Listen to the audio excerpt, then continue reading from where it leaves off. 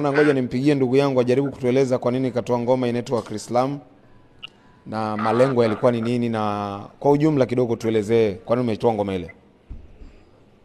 Kama unavyojua sisi hata toka kipindi tunakuwa tunasoma, tuko mchanganyiko, tunasoma na Waislamu, wa Kristo, wengine hata hatujui dini zao. Lakini tumeishi vizuri, tumependana, tumekuwa, wengine ni ndugu, hadi tumekuwa ni ndugu kabisa, tunazikana siku hizi. Umeelewa?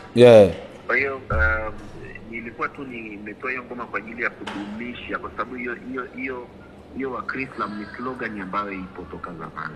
Kutakuwa kuna sherehe kwa jirani ya Eid, tutaenda na sisi wengine ni wa Kristo. Kutakuwa kuna Christmas kwetu, wataalikwa, watakuja, au tangina tatu lazima waalikwe kwa sababu hapo saki napikwa nini. Tunashiriki vitu vingi, furaha, misiba, tunakuwa pamoja, umeelewa? Kwa hiyo hata sisi tunajua tamaduni za Wakristo, Waislamu labda wanapokuwa na zika, wanashiriki siji maulidi, siji wanapokuwa vitu vingi tunafahamu. Tunafahamu za marasta wanafahamu za kwetu kwa sababu sisi ni ndugu. Na hata ambao hawana ndugu, hawana dini, wanafahamu kabisa kwamba sisi ni ndugu wote, yani haijalishi itikadi. Hizo ni itikadi, tuna imani ambayo mtu anakuwa nayo, kwa hiyo haitutenga.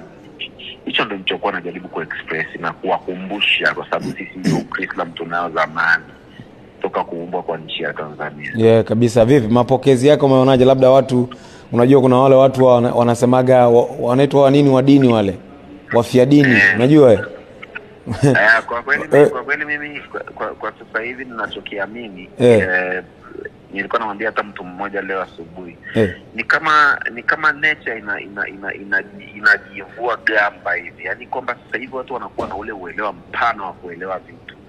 Ujue maana ya dini halisi ni upendo. Yani dini ilitengenezwa kwa mfumo mkubwa wa mambo mengi, parts mbalimbali, lakini aim yake kubwa ni upendo. Kabisa. Na mshikamano.